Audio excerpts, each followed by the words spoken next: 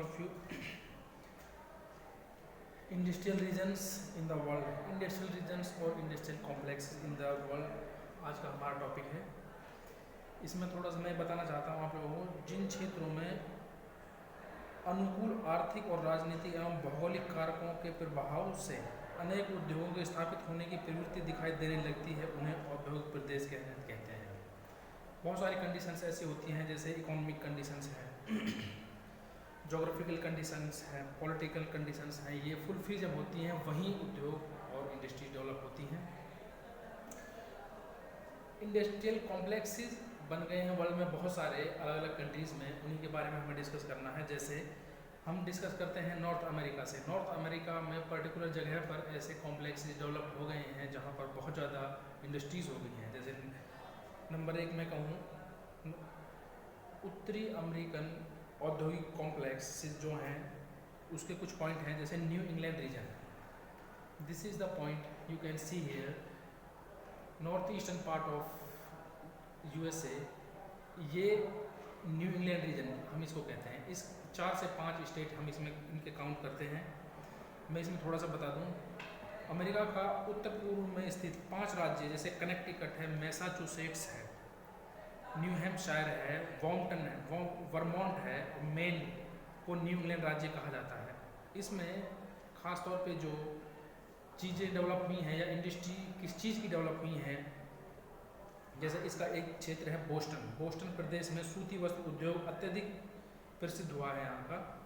इसके अलावा यहाँ चमड़ा रंगने, प्लास्टिक का सामान, जूते बनाने, कलपुर्जे, चांदी और जवाहरात का काम भी किया जाता है। कुछ और शहर हैं, न्यू ब्रेडफोर्ड है, प्रोविडेंस है, लॉरेंस और लेवल एक्सेट्रा, इसी क्षेत्र में डेवलप हुए हैं।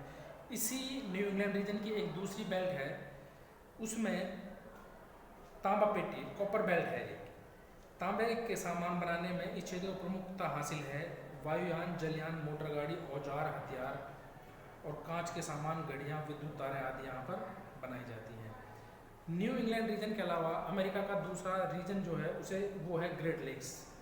Great Lakes region of America, Great Lakes region, Finger Lakes भी जिन्हें हम कहते हैं, यहाँ पर जो सीमा बनाती हैं ये 4-5 झीलें अमेरिका की और कनाडा से, मिशिगन को छोड़ के।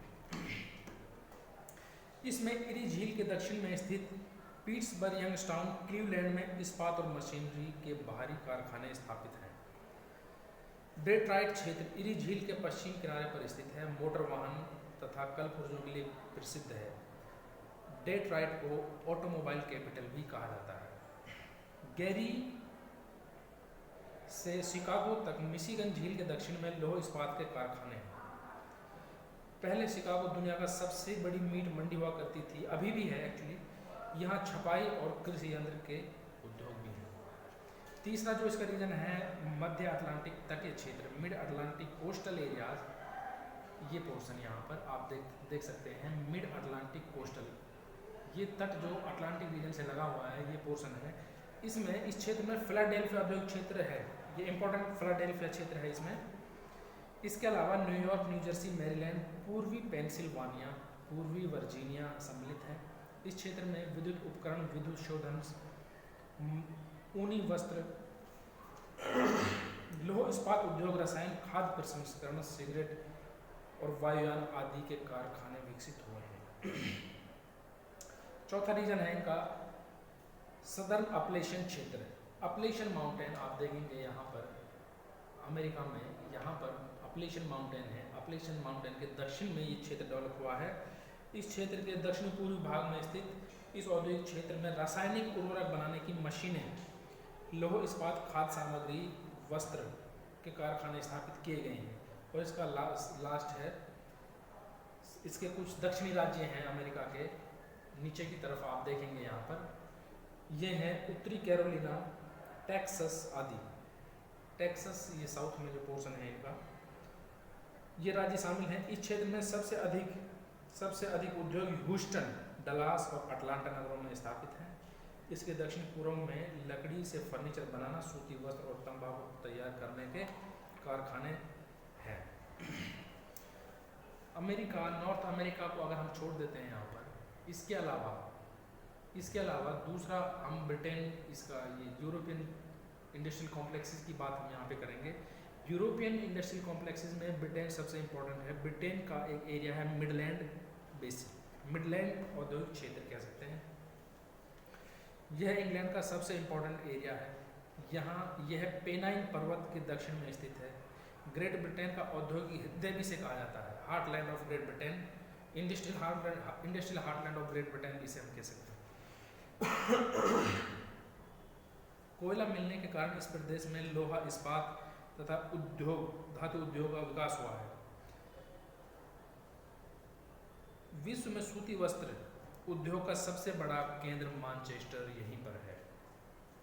नेक्स्ट है लंदन औद्योगिक क्षेत्र है। यह क्षेत्र ब्रिटेन की औद्योगिक राजधानी का केंद्र बिंदु माना जाता है, जहां उद्योगों में काफ़ी विविधताएं पाई जाती हैं। लंदन के दक्षिण में टेम्स नदी के तट पर स्थित है।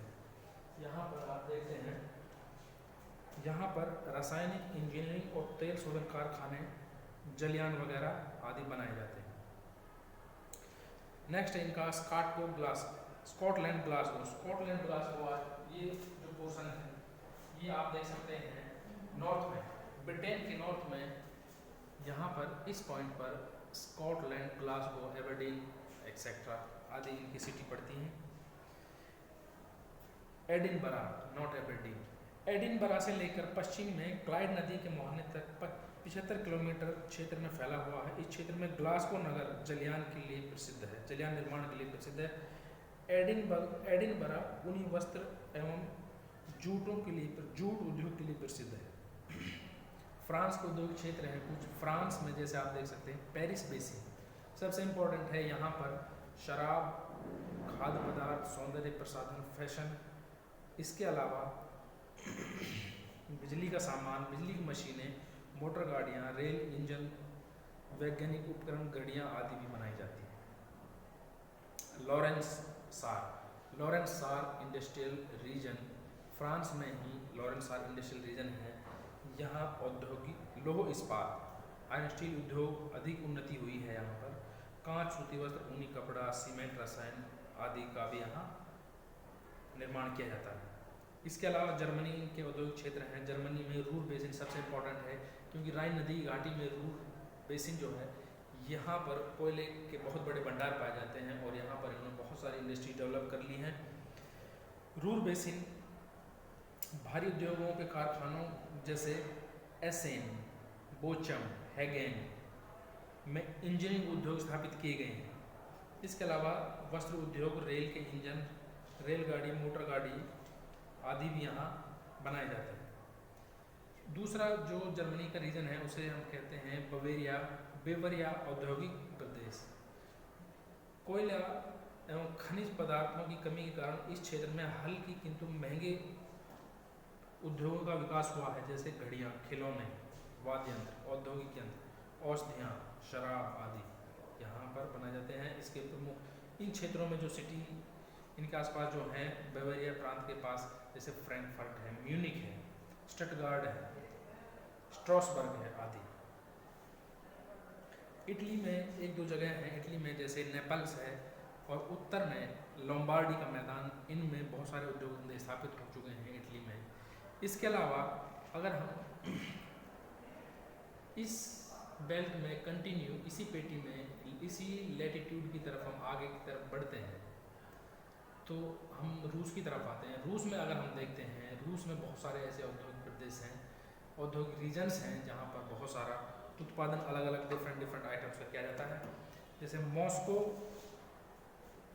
या केंद्रीय औद्योगिक क्षेत्र, मॉस्को जो रीजन है, मॉस्को ये सबसे पुराना, सबसे प्राचीन औद्योगिक संकुल है रूस का और ये चारों ओर इंडस्ट्री से घिरा हुआ। यहाँ उद्योग, वस्त्र, चमड़े, लकड़ी काटने के सामान, मशीनरी, मोटर, रेल उपकरण, तेल शोधन आदि यहाँ पर निर्माण किया जाता है। इसके अलावा यहाँ पर कुछ शहर हैं जैसे मॉस्को, गोर्की, तुला, इसकी औद्योगिक प्रदेश है।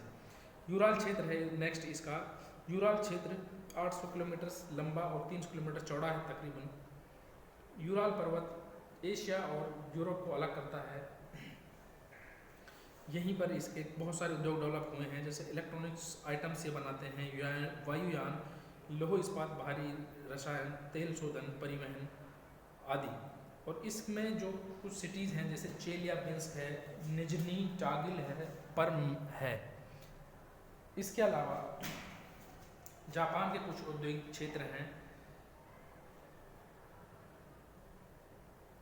यूराल नहीं, एक्चुअली इसमें क्या है, रूस के औद्योगिक क्षेत्रों में कुछ और रह जाते हैं, जैसे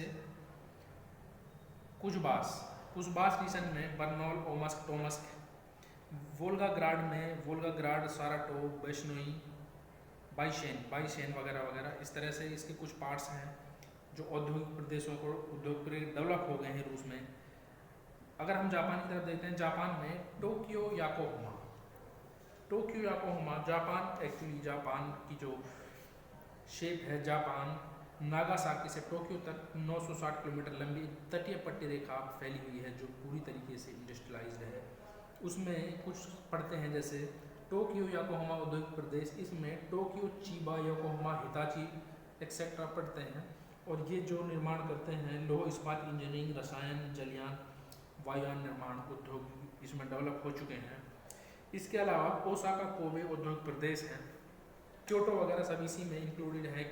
और जो ये फेमस है इस सूती वस्त्रों के लिए, ओसाका, इसको जापान का मैनचेस्टर भी कहते हैं।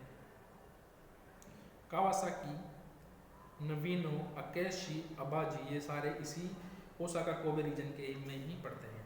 नेक्स्ट नागोया औद्योगिक प्रदेश है। 1990-60 के बाद मोटर गाड़ी उद्योग इतना अधिक विकसित हुआ नागोया में कि नागोया को जापान का डेट्राइट कहा जाता है।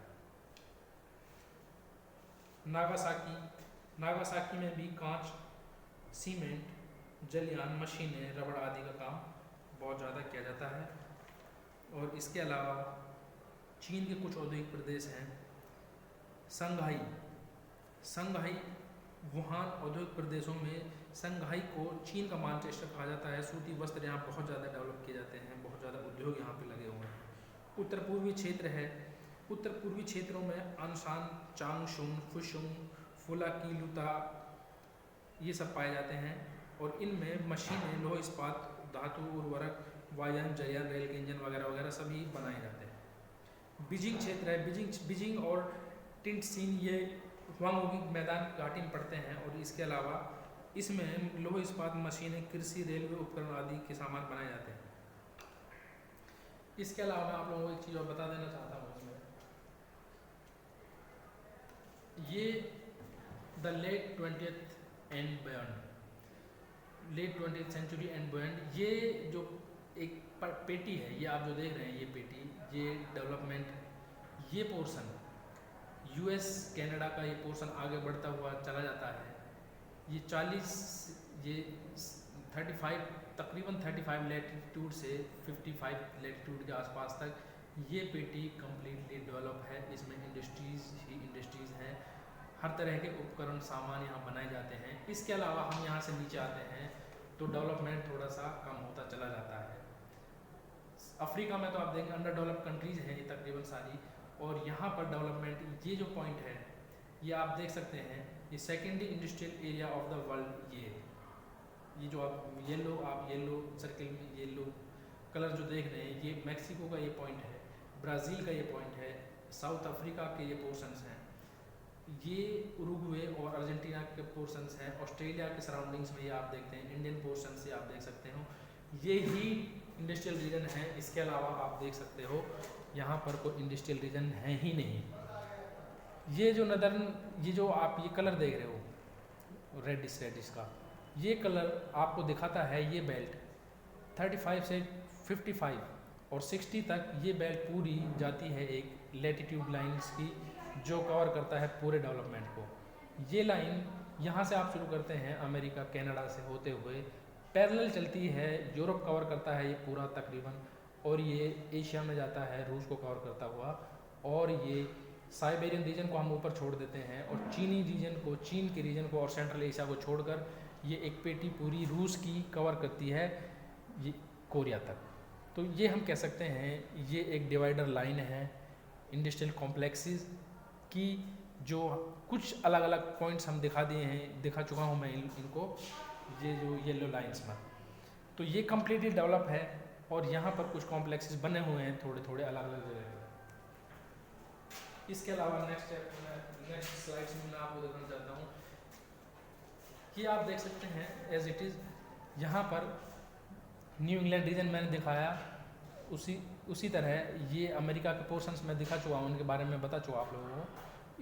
ये सारे छोटे छोटे जो पॉइंट्स हैं, इंडिया के बारे में हम एक अलग से मैं एक क्लास में ये सब डिस्क्राइब करूँगा। बाकी ये सब पोर्शन चीन के, जापान के, ये जापानीज़ हैं और ये रशियन हैं, ये सब मैं आपको बता चुका हूँ पहले ही। ये नेक्स्ट देखता हूँ, ये डिवाइडर लाइन, ये आप ये देख सकते हो, यही वो लाइन है इंडस्ट्रियल डेवलपमेंट की, जो नॉर्थ साउथ को अलग करती है बिल्कुल। ये नॉर्थ में डेवलपमेंट पूरी तरीके से आप देख सकते हैं इंडस्ट्रियलाइजेशन है कम्प्लीटली, साउथ में इतना इंडस्ट्रियलाइजेशन नहीं है, ये शो करता है। That's all, thank you very much.